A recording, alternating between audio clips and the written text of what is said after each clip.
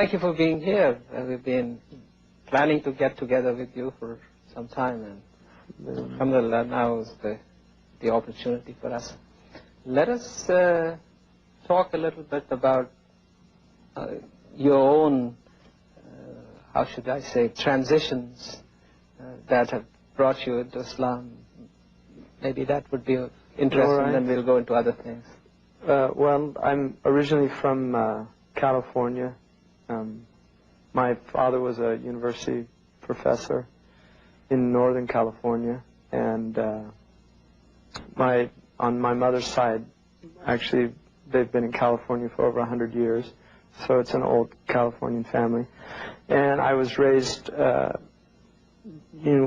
Christian background. My father was Catholic, my mother was Greek Orthodox, but I was actually, if anything, more towards the Greek Orthodox side.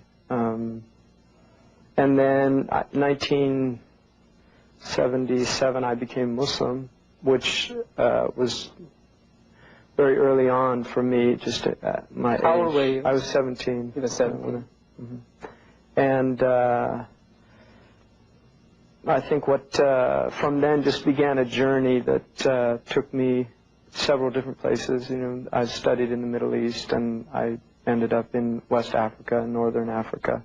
But before you get into your odyssey, you said that you became a Muslim at the age of 17. Right. What brought about this change? I mean, was there something extraordinary that was happening in your life, or were there influences that, or was it just your own? No, I think it's interesting because statistics have shown that conversion of people to interreligiously, but also intra-religiously, usually occurs between the ages of 12 and 21, which people don't realize that, but it's actually more common for people of a younger age to have religious inclinations than at an older age. And I think maybe some people tend to find religion, or at least a spiritual tradition, because I was much more interested in spirituality than religion at that age. I think I kind of... That is unusual, though. I mean, spirituality is a heavy topic. I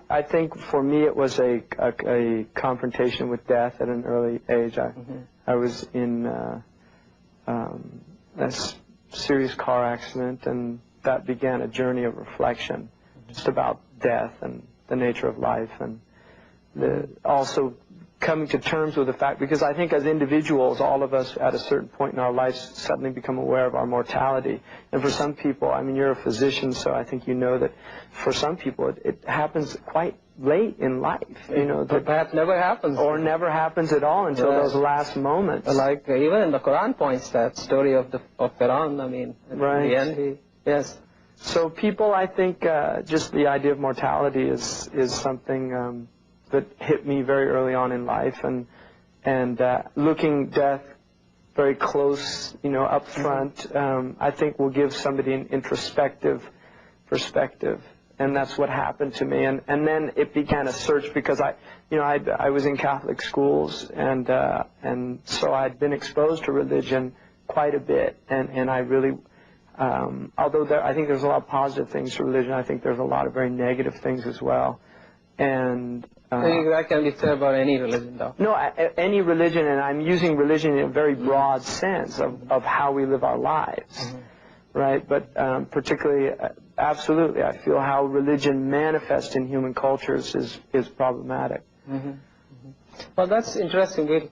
We'll come back to looking at the religion and faith and spirituality a little bit later. All right. But so that after having gone through an experience, I sort of tend to think that a lot of people who convert have some defining moment of this kind. Do you agree, or? Well, this is another fascinating topic. If you look at one of the great conversions in the Islamic tradition is Umar ibn al-Khattab, and we know that he was literally on his way to kill the Prophet, peace be upon him. And by the time he gets to the door, I mean, there's a whole side scenario that takes place of going to his sisters. But in the same day, by the time he gets to the door, he's converting to the way of Islam. So conversions, it's a really unusual thing. You're saying that there's also this higher dimension. I think there's so many variables involved with conversion itself that it's very hard. People have asked me, how did you become Muslim? And I find that a really hard a question to answer, simply because you're dealing with such a multidimensional situation, and there's so many variables. From one perspective, we could say that our journey to whatever unfolds in our life begins literally with inception. And there's an argument, and it certainly is the Islamic one, that it begins prior to inception. So, you know, we can look at it materialistically and say, well, this happened and this happened. I was having an identity crisis, which according to Erickson's psychosocial theory, I mean, this is what happens during that period of time. We're trying to resolve our identity and things like that. So we can look at it from a materialistic perspective, but I don't think it's simply can be limited to that, although there's certainly that element exists, and I wouldn't deny that. Yeah, but I think by the same token, the kind of experience that sometimes people can look back to when they were either looking at imminent death, or I mean, I have this conversation with my patients also sometimes who are going through that, and then they say very clearly that something intrinsically or internally happens to them, and their whole view of life changes. Well, this is called fitrah, right? I mean, this is what the Quran calls fitrah, which is the inherent nature. And I think what happens, which is fascinating, because my own time of working in critical care, which was for about 4 years, and dealing with patients, and I was in a cardiac unit, so I was dealing with people that were dealing with heart attacks, and it's fascinating to see a vista open up to people that are confronted with their mortality, and it can be closed very quickly. And oftentimes it's the physician who is complicit in the closing of that vista, because they'll remind them that this is, you know, things are okay. All you need to do, I think, you know, you've had a slight infarct. There's not a lot of damage to the tissue. You can have a good long life if you just, you know, cut down on the fat, lower your cholesterol and things like this. And suddenly you see, within a period of a day or so, a patient who has had this impact, in which they're saying, wow, I need to look at my priorities and what's important in life and where am I going and suddenly they're back on the phone calling, and I think my doctor says I can get back to work by, you know, 2 weeks or a week. And so it's fascinating. So I think vistas do open up for human beings.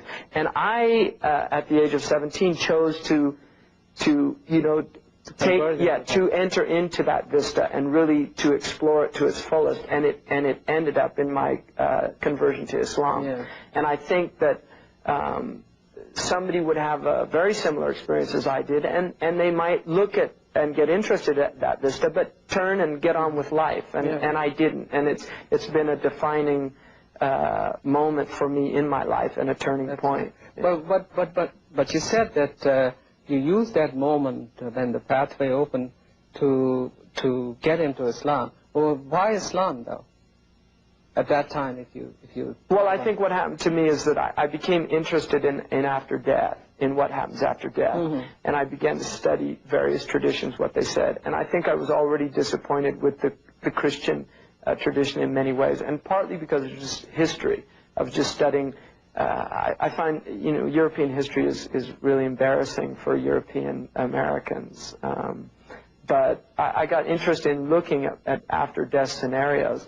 And I think of all the traditions, because my background is also comparative religion, and university background, which I went into later, obviously, because I did the nursing, and then I went into comparative religion. But if you look at comparative religion tradition, I think what you find is that really Islam has added more to the after-death scenario than any other tradition prior to it. Christianity has. But they don't have a great detailed account of literally what takes place. And what I find fascinating is work like of Raymond Moody's Life After Life and different books. And I actually at 17 went to see him lecture. That's interesting. And I got interested in near-death experiences because that's really kind of what I had.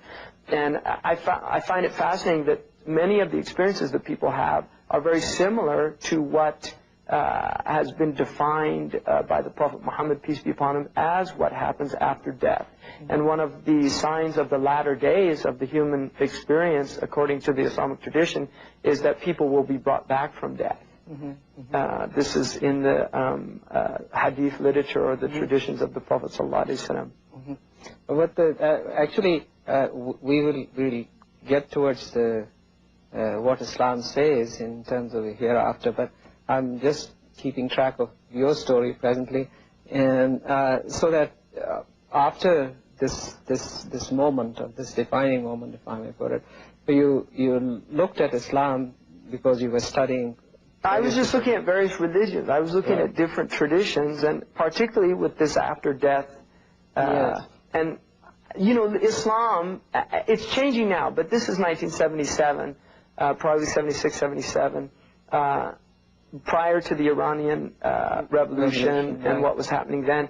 And Islam is just, you know, it's the last place people look in the United States, traditionally. Were you up in San Francisco? I mean, you'd look at Hinduism, Buddhism, probably Shintoism or Taoism before somebody think about looking at Islam. You know, because there's just such a negative stereotypical image of Islam and the Muslims. And it's also, there's this incredibly anti-intellectual backlash. That, I mean, Islam is what one of my father's friends, who was a lawyer, educated person in this country, they were just in conversation, mentioned that Islam was an idiot's religion. And my father said, well, you know, my son's a Muslim actually, and I don't think he's an idiot. Well, that's interesting. But you see, you brought up another topic which needs some reflection here, and that is that you said the impression of Islam compared to other religions is so terribly negative. Of course, there is a reason for it, and I don't know. It's historical, and there's a lot of reasons for it, and certainly the historical tension that existed between Christianity and Islam for centuries. I mean, Gibbon, who penned the Decline and Fall of the Roman Empire, said that the debate, he termed the war between Christianity and Islam as the Great Debate. And so that Europe has always felt the pressure of Islam at its borders and has had several wars with the Muslims over the centuries. But I think that that what's happened in the West is that religion in general has a negative. It has a negative perception, and part of it is you know, the Enlightenment period of recognizing that religion by and large is fairy tales. I mean, this is something, and this is what a lot of modern research has clearly shown, that we're dealing with mythological conditions. In which books were written and pre-scientific, pre-rational, magical worldviews were presented. Yeah, but that's only one aspect of it. I mean, one can look at that argument and say, well, yes, it's a strong argument, though. It is. It is partly there. But I don't think that one can dismiss the entire, you know, substance of any faith by saying that this is what a lot of scientists do. A lot of modern people do. I mean, I think that's one of the refreshing things about Islam, is that Islam it's really kind of freed religion from a lot of pre-Enlightenment thinking. I mean, Islam to me is in many ways it's radically postmodern in its approach. Because because you use the expression postmodern, you're falling into a debate again of semantics and whether that term which has been coined is valid in terms of applying to Islam. However, if you examine the polls that are generated, one of the recent polls that I saw was from Pew Foundation or what have you, and in that poll they said that 95% of the people in America believed in God, and a substantial number of them believed in religion.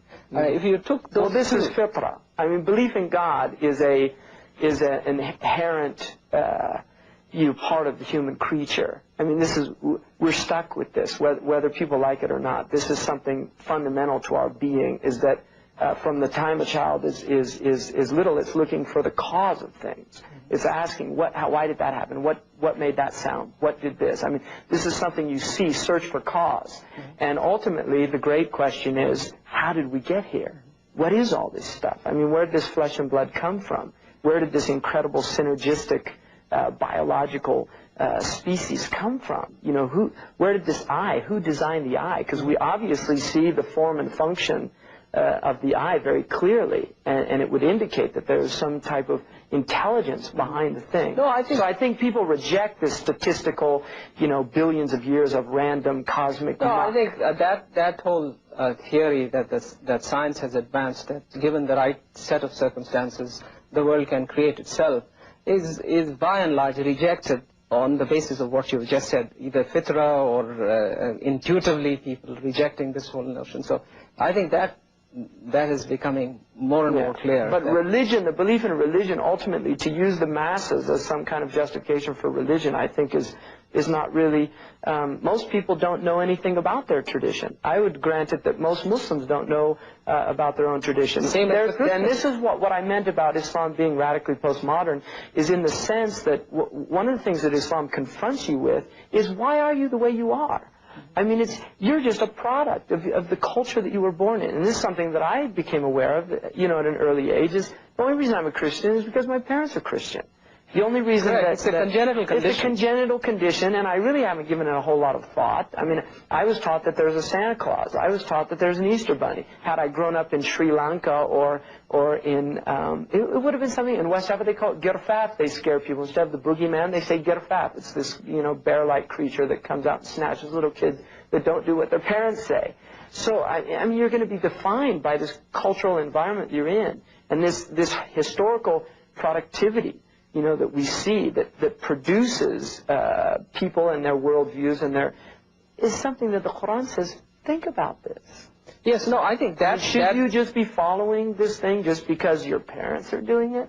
No, I think that aspect of the spirit of rational inquiry that the Quran emphasizes to the nth degree, it's something which what I'm pointing out here, I think, is that it's looking at something, not just rational inquiry, it's looking at something really, really deep here, which is, who are you? Mm-hmm. How did your being get formulated to the point where you have all these ideas and opinions? I mean, have you really given these things a lot of thought? I mean, this is this is late 19th century, this is Nietzschean, this is late 19th century, early 20th century Heideggerian questioning about one's, Heidegger called it your throne-ness, right? But, I mean, it's fascinating. The Quran, Ibrahim, the prophet Abraham in the Quran, when he points out the stupidity of worshiping idols, and at one point they say to him, well, who broke the idols? And he said, the big one did it. And they said, the big one can't do anything. He said, well, then why are you worshiping them? They can't do anything. And then it says in the Quran a beautiful expression, it says they return to themselves. In other words, hey, he's got a point here. And suddenly this is the vista opening up. And they chose to not follow it. They said, this is what we found our fathers doing. And that is a radical... The other paradigm shift, actually. It's a paradigm shift. Right. And you can either go with it or become the Inquisition that wants to put out anybody that's forcing you to have to think about, the radical implications of the new paradigm that's emerging. Now, we were pursuing this journey of yours. Now you have just had a defining moment or experience, and then you already are pursuing the study of Islam, and then later on you go to college or...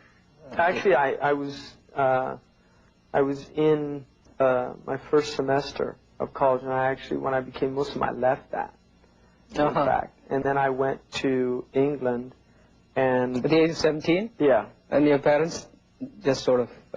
I actually became Muslim like a month or so before my 18th birthday.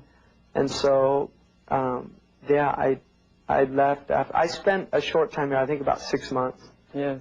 And then after that, I left. And I think initially, when you become, when you do something that radical, like changing your entire way of life, your entire way of thinking. And Islam is not, Islam is quite monolithic in its approach. Was it an agreeable parting with your parents, or at that time, or did I think initially it was just difficult for my parents to understand. And both my parents are university educated, very broad-minded people. I mean, my father was a humanities professor, and very philosophical inclinations in his worldview.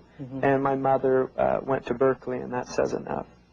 Yeah, that's right. Yeah. So, you know, she was very active in the civil rights movement. I mean, I grew up, you know, she took me when I was 12 to the Soledad brothers. Oh, yes. It was in the 60s, yes. Yeah, to George Jackson's prison trial, just to see, you know, what was happening, that there were political struggles going on in this country. She was very opposed to the Vietnam War. So I did grow up with a lot of awareness. With a lot of awareness, social awareness, very much so, and certainly about the inequities in our culture. System. You know, because we grew up in an area that is, you know, probably a more wealthier area. I mean, my family, my close family, there's wealth in my family. My particular family was not wealthy at all. So I did not grow up wealthy by any means. In fact, quite probably more the other end. But idea-wise, but definitely the area we were in was quite wealthy, and so I think my mother was, you know, wanted to make us sure that we understood that this country has a lot of inequities. So, you know, my sister was in Selma, Alabama, marching with, you know, I mean, that's the type of background that we were raised in. And the 60s was a fascinating time in this country. You know, Berkeley was right across the street from where I grew up, quite literally. I mean, it wasn't far at all. And we were aware that there were big things happening, you know, in the States. So I think initially, you know, my parents, they were just perplexed more than anything. And my mother's always been very accepting of whatever any of her children have done. So you went to England, and then you... I went to England, and I was with a community there and was studying, and they were probably more spiritually inclined, and although there was a were these the Naqshbandis or... No, but probably there was a lot of political emphasis too, that Islam is a spiritual political movement. It's not politics without spirituality, and it's not spirituality with politics. So there was, I think, a balance. You still agree with that, or you? Oh, very much so. Absolutely. Yeah, I mean, we have a personal and a social transaction here. Yes. You know? Right. So I spent a few years in that community, and then what I... So you're not doing anything particularly, you were just... I was studying. I think I was studying very seriously. Yes. But then at a certain point, I realized that I wanted to learn Arabic, because I wanted to get into the sources, you know, to really experience Islam from the source. And I think being at that age, because I'm still only at this point about 22,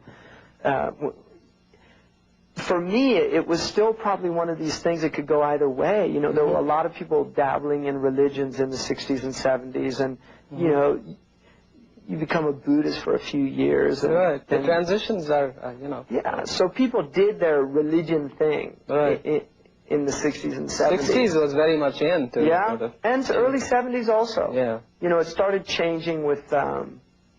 you know, I mean, certainly 69 was a big turning point because of the Manson thing that happened in this country. But, you know, and then Jonestown was a major disaster to the idea of communities and religious communities. So I think those things were going on, but I definitely wanted to study the tradition from the sources. And I got the opportunity from a sheikh who was from Sharjah, Sheikh Abdullah Ali Mahmoud, who was kind of a minister without portfolio. He was in England at that time. He was in England, and I met him, and I was just starting to learn Arabic. Right. And he gave me an opportunity to go to the Emirates, and so I went to the United Arab Emirates, and I entered into a Islamic institute there in Al Ain, and I studied there, and I spent 4 years there, and then I actually became an imam in a small mosque in Sharjah, in Al Ain. In Al Ain. Yeah. And I lived there, and alhamdulillah, it was a very good experience for me. And then during that time, I had met West African scholars and became very interested in traditional Islam that was still being taught in West Africa. And I started studying with them personally. And I had one of them actually ended up living with me in the apartment that I was living at. And teaching me personally. So I learned a lot during that period. And then I decided to actually go to... West Africa. Yeah, West Africa. And that began a whole another journey. So there you spent quite a bit of time, as I understand. Yeah, I was overseas almost 10 years. Yeah. And there again, you were just learning or teaching, or? No, I was pretty much committed just to learning, and I was a mu'adhin where was this at one mosque in Al-Ain. Yes. Because I didn't want to live anymore in the institute's dorm, because they were very young. I don't think a lot of them were as serious as I was, and they were just young high school students, and I was a little older, and I think I was probably more serious about what I was doing. Not all of them. I mean, certainly there were some very good people, but I didn't like the environment. So I asked somebody who was at the Ministry of Endowments, Religious Endowments, if they could work out a situation where I could be a mu'adhin and just live in, because the mosques have in those countries, they have living quarters next to them for the mu'adhin and for the imam. So I didn't take money for the work that I was doing. I had a stipend from this institute, not very much, but it was enough to get by. Yeah, and so they let me do that. I was a mu'adhin, and I lived in the mosque. And then I became, after a year of doing that, I learned not very much, but I learned, the last portions of the Quran quite well, and could write them, recite them well. So they let me become an imam in another mosque that was near there. Yeah. And people were very generous to me. That they used to bring me food and things like that. But you were now, going through several different cultures all of a sudden within a short period of time, in about 5-10 years. Yeah. And here you were up in Northern California, having exposure to Berkeley and all the things that you alluded to. Going to England, where different culture, practically, I mean, although it's Western culture, but then you were interacting with different people. Now, in all of this, your obvious contact with was Muslims, and they were from many different parts of the world, as I understand. So what was happening? Yes, that was the question. Well, that's a good question, and I think for me it was a big shock, because I think when I became Muslim here, I had no idea, because I knew so little about Islam and about Muslim cultures and about Muslim peoples, and I mean, really vague ideas in my mind about, and then suddenly, there's all this Hollywood stupidity starts reemerging into the subconscious, Saracens with their sabers at the gates, Allahu Akbar, and Sinbad, and all this nonsense coming out of the subconscious. So, yeah, that thrust me on just having to look at a whole.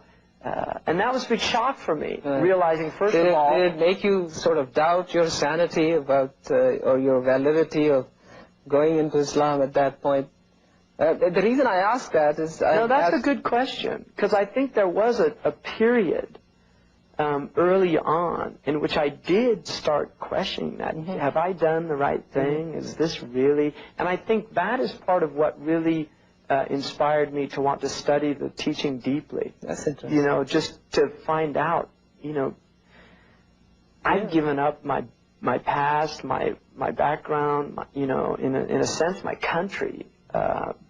It was a very alienating experience. And now I'm kind of wondering, looking around at the Muslims and the prospects of, of the Muslims, it was kind of discouraging. And so, I think that's a good question, because I think I did have that period. And it's hard, we have this fascinating self-delusional states in which we try to remember what actually happened, and we often create, inventing memory is a fascinating thing, because I've tried to do this, read piece.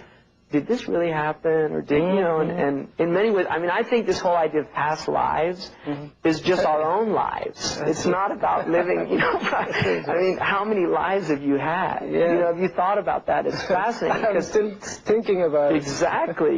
You think the time when you're a student, wow, that was a past life for me, Right. My pre-Islamic life was a past life for me. My childhood was a past life. So I think reincarnation is just...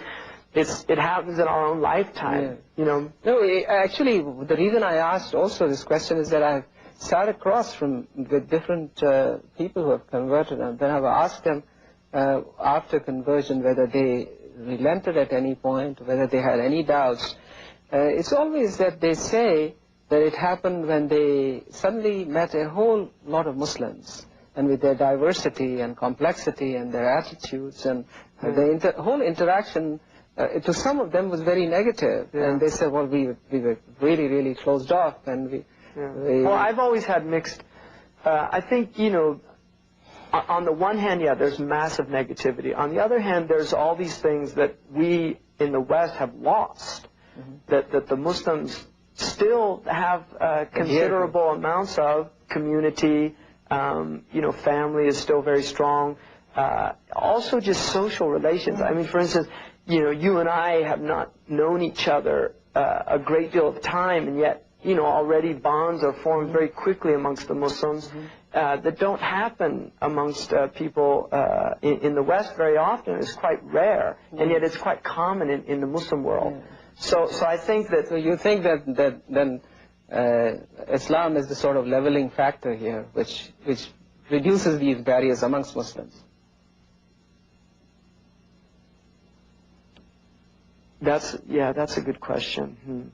I think definitely that when you become a Muslim, or being a Muslim, is a very powerful force that is not the same as being a Christian, or not the same as being a Buddhist or a Hindu or some other religion. I think that the brotherhood that exists in Islam is much more powerful than I've seen in other traditions. And that is not to deny that there are communities of Christians that don't have deep brotherhood, but I'm talking about this universal, more global outlook. I think the Amish, for instance, probably have much better community than you'll find almost anywhere in the Muslim world. Much better support group, and much more of a network. Absolutely. Right. I mean, you might find in the Swat Valley in Pakistan, or the Hunzas, or you know, or in the Caucasus Mountains or somewhere. But you know, community is a disappearing phenomenon. I mean, some people consider it irrelevant in the informational period, that it was necessary in agricultural societies where you need people to stick together and help each other. But when you have these massive megalithic cities in which you've got this state apparatus, but the state apparatus is falling apart. Yes, of course. I mean, and now there's this whole modern, you know, communitarianism, they call it, which is an attempt at reestablishing communities even within inner cities. There's a new book, Bowling Alone. You read that? I haven't seen it. That's by a guy from the East Coast, Putman, who's postulating this whole thing that America is now becoming very different from what it used to be, where there were bowling clubs and you would go bowling and there would be opportunity for bonding. I actually did read an article bonding about and that. all of that. Sure. So anyway, going back again, the reason I asked about Islam as a leveling sort of... You know what hit me and probably what silenced me is the word leveling. Yeah. Because this, you know, Kierkegaard's, one of his ideas about the nihilistic age that we're in is that it levels everything. Yeah, no. And he used it as a very negative term. Right, not quite. So when you use that word, it kind of silenced me. I don't know if that was the appropriate word. May not be. I think... equalizing would be a better word, I think, because I think, the reason I asked also was Malcolm had that same experience when, I mean, when he went what really what really sort of... Well, Hajj is a definitely leveling experience. Yeah, but still, he as much as there was that spiritual bonding which occurs in Hajj and all of that, but to see the humanity interacting with yourself at that level of equality was, I thought, what... well, this is one of the fascinating, again, you know, one of the conditions that we're finding ourselves in is that provincialism is increasingly becoming detrimental to the human condition, because massive groups of peoples of different backgrounds and cultures are thrust together in megacities like Los Angeles and Burbank and these places, and suddenly it's, you know, you've got a Korean for a neighbor, or you've got a Vietnamese for a neighbor, and your son might have been in Vietnam, and suddenly is having to deal with human beings that are very different from yourself. And I think that's one of the things that Islam does to us, is that it forces us to deal with otherness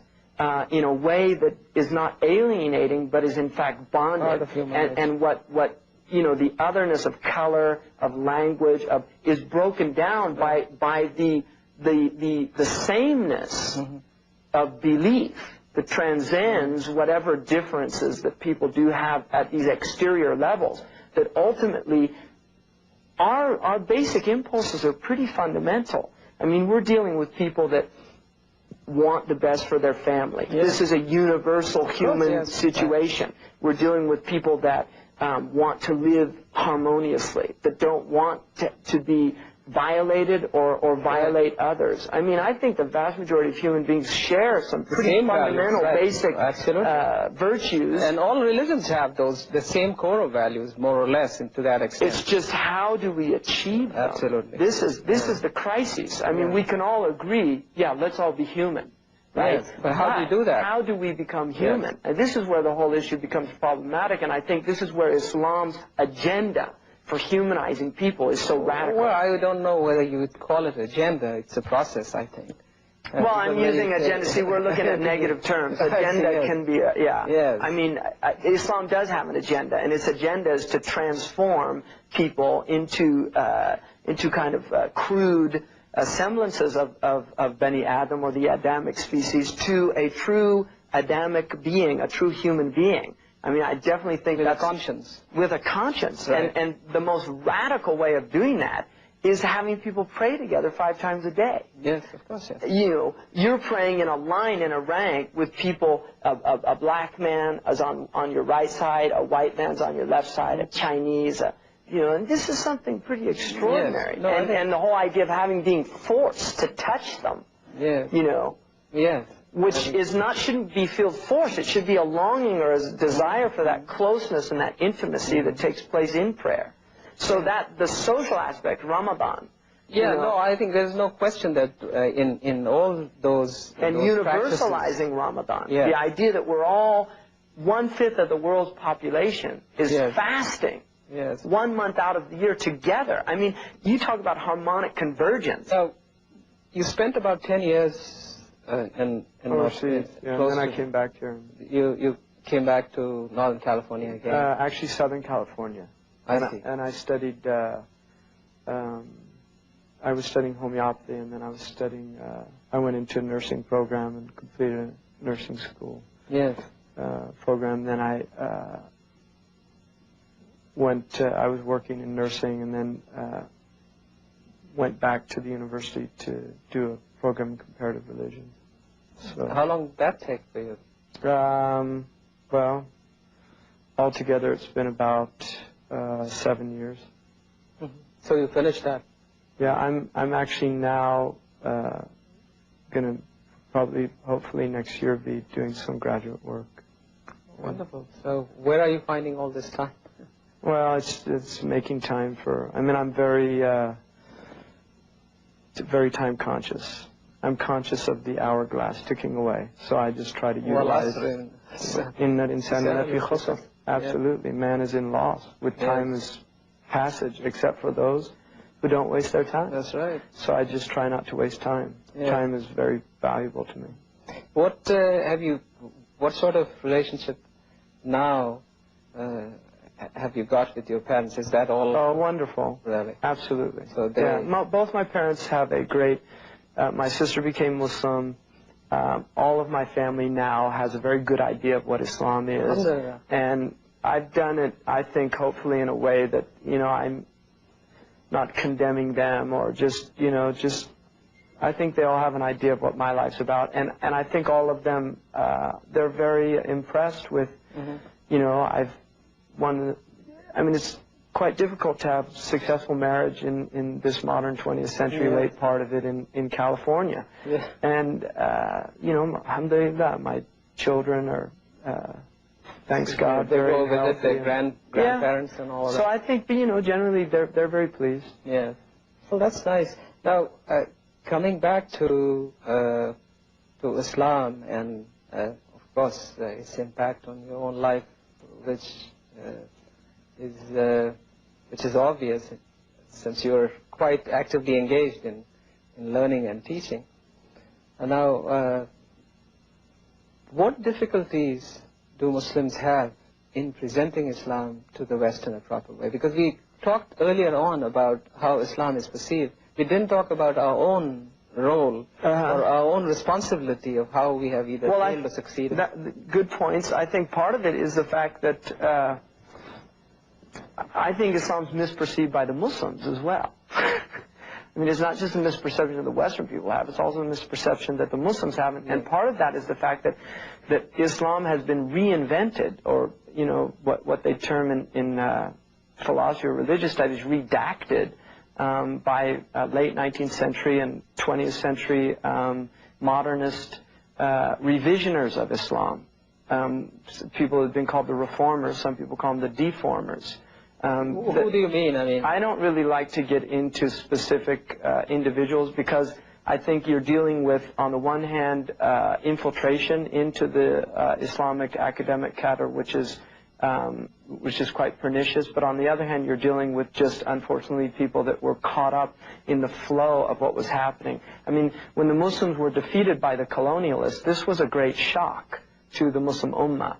And I think what happened is suddenly they were having to deal with the fact we've been defeated by the Europeans, who for centuries the Muslims had looked down on them as being unworthy of even their consideration. And you can see some of the letters that were written by Muslim rulers, unfortunately, to the Europeans, really with disdain and loathing. And so, you know, I think that one of the things that God does is He cures people with the thing that you know, with the medicine that they need to be cured, and the medicine of arrogance and pride. You know, the medicine is a very bitter medicine. It's called humility and submission. And I think what's happened to a Muslim world that became very arrogant and very prideful, we have really been humiliated. And if we don't learn this lesson...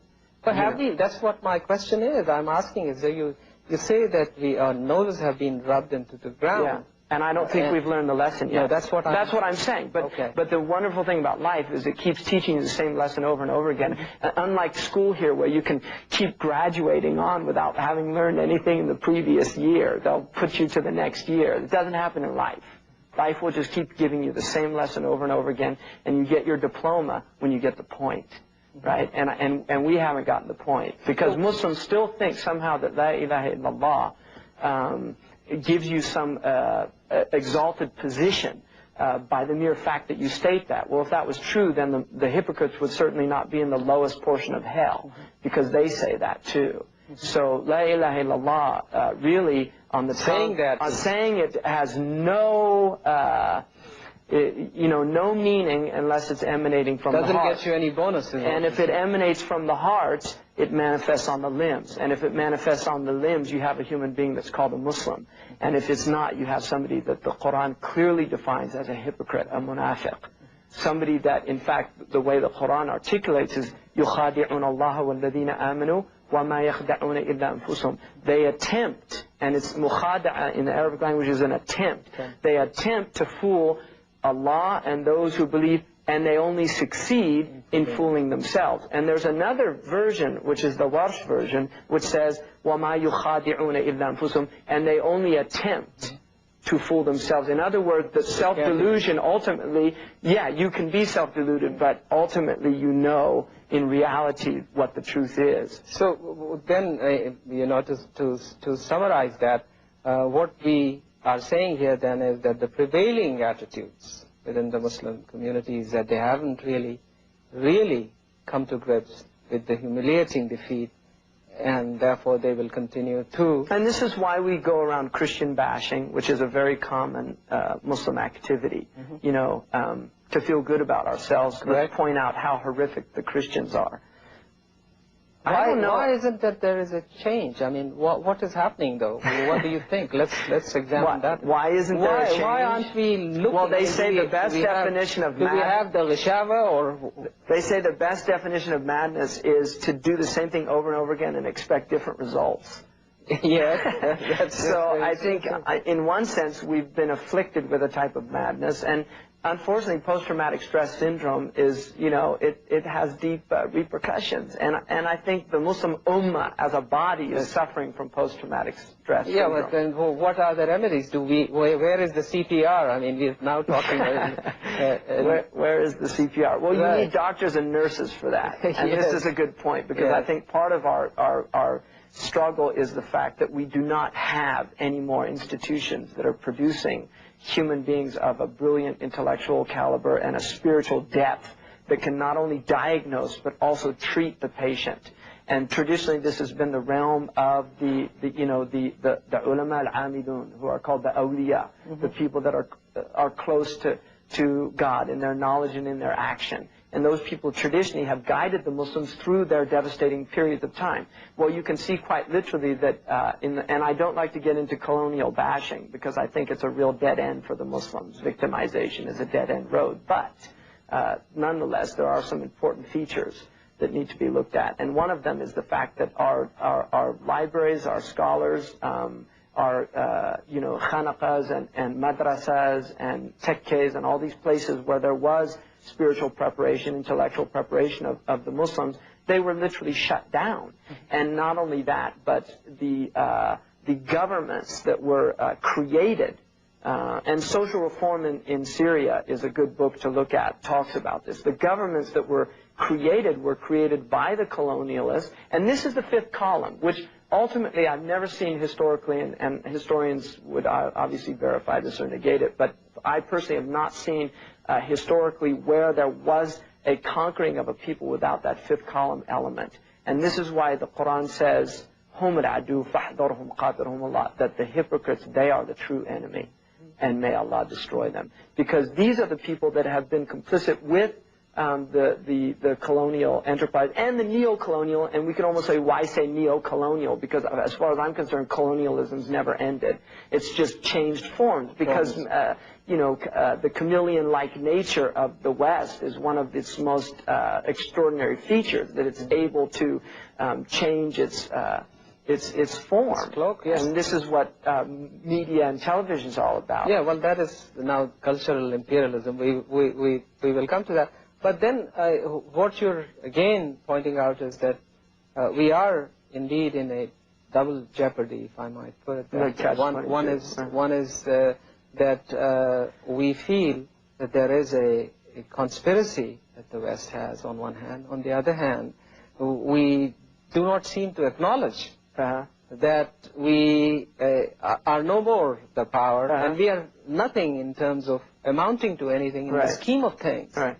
Well, neither was the Prophet's Medina in the 7th century. So we shouldn't forget that. No, we shouldn't. And the Quran very clearly says, "Kam min fi'atin qalila ghalabat fi'atin kathira bi'idhnillah." How many times have a small faction defeated a great faction by the permission of God? And so we have, the Muslims, if they're obeying their teachings and practicing, then they have a permission, they have an authority, which is very powerful, and we shouldn't underestimate it. But I think it's, it's a good point that if you look, why isn't anything happening? And I think part of it is the fact that if you look at the disease, which I feel the greatest articulation of it from the Islamic perspective is the word itself, which is used to designate everything that is against Islam, and that is jahiliyyah. And jahiliyyah is a word that in its root meaning means ignorance. And this is the whole argument of Islam, that you reject the truth out of ignorance, that you only do things that are bad out of ignorance. And this is Socratic teaching as well. I mean, even the Europeans have this idea that people don't do bad things if they really knew what they were doing. And this is part of what Islam does, or what God does through Islam, is literally to open the eyes of people, to let them see. I mean, one of my favorite things that's happened in recent popular culture is this Kathy Lee Gifford incident. And there was a wonderful picture of her in Newsweek that obviously got out of some television broadcasting, which is where she's got this horrified look, like, a shocked look when she finds out that she's been supporting child labor. This whole country is supporting child labor. The clothes we're wearing are supporting child labor. The tennis shoes that we jog in are supporting child labor. The soccer balls, the baseball bats that we hit our baseballs with. I mean, the whole thing is supporting child labor. Don't blame Kathy Gifford. Blame the whole country. Yes. You see, and this is what people don't want to deal with, is that, no, we have to look deeply at what's going on. Well, so then this, what you're saying that, I mean, the example that you've used is of,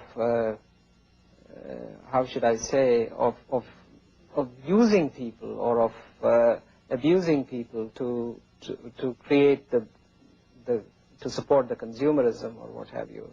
But getting away from the because that brings us to the issue of justice and economic justice and then the Quran. We'll get into that. But let us talk a little bit now of why is it that looking at all of the Muslim countries, 50 and odd, 55, 56, I don't know. Whatever the number is. They've grown in the last few there years. still isn't either an awareness, one, or acknowledgement, or formulation of some kind of vision or strategy. What is our worldview now? Well, this is part of the crisis again. I mean, we're an ummah in search of a worldview. One of the things that David Chittick, in his Vision of Islam, wonderful book, this is one of the things that he puts forward, is that the Muslims have lost sight of a Quranic worldview, you know, the Weltanschauung, of what, you know, it's not this, what Guy Eaton in the Islam and Destiny Man calls a Boy Scout religion. This is what we've been reduced to thinking that Islam is. It's going around doing good deeds. No, it has a way of viewing the world, a vision. And if you don't have the vision of Islam, no matter how sincere your efforts are, you're not going to be anything other than a glorified Mormon or a glorified, you know, Jehovah's Witness or somebody who's out because they're doing good deeds. I mean, that doesn't.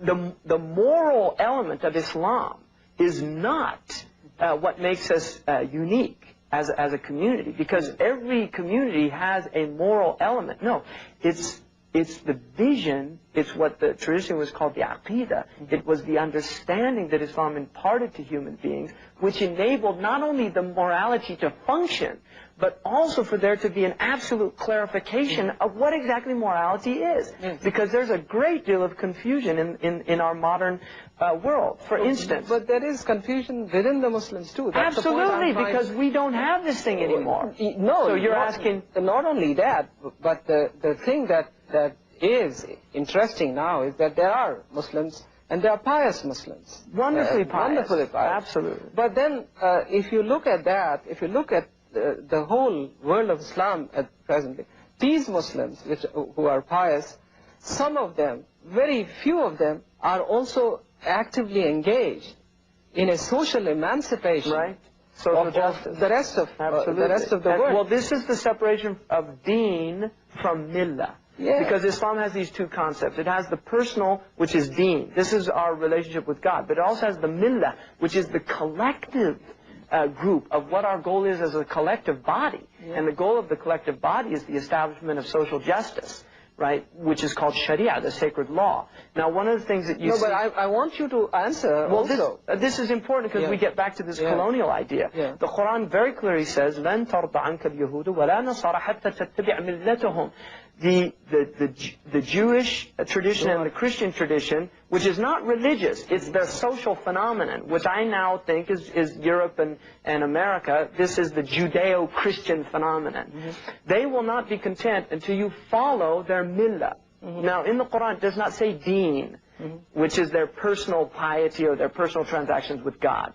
No, it says their millah, how they function as a collective body. Now, the dominant millah of our modernist condition is the consumer society. This is the idol of the age, consumption, that we were born to consume. Now, first of all, two interesting things to note. One is that consumer in Old English means the devil. And the Quran says, إِنَّ الْمُبَذِّرِينَ إِخْوَانَ الشَّيَاطِينَ. Those who are gratuitously extravagant are the companions or the brothers, the brethren of the Sayateen, the Shayateen, who are, you know, this perverse element in human society and in the human heart, which is calling people to the lower functions. And so the idea of the consumption now is being presented to the world as salvation. Consumerism. As salvation. Right. That you will be happy through buying. Yeah. That you will be happy if you will have all those goods that are going to make you happy. This is the constant message of the television, the constant message of media, the message of government. More. If we can just make more schools, if we can just put more computers in the schools, if we can just have more prisons, there'll be less crime. So everything is more. That, unfortunately, is a part of capitalism. Well, yeah, at its last stages. But what Islam is saying is no. By having less, you have more. By diminishing your exterior wants and increasing your interior wants. Because we have interior and exterior wants. Our interior wants are not the same. Because if I'm cold, it's my body that's shivering. It's not my soul. And I can deal with that. I just put a blanket on and I can resolve that crisis. But if my soul is shivering, then what do I use to cover up that?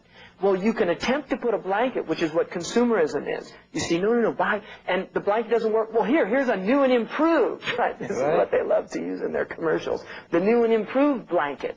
This will really make you warm. Oh, this new car. Wait till you get this new stereo, this new television. It just keeps going and going and going. And in the end, this human being is left consumed. Because the consumer is ultimately consumed. Because life consumes us.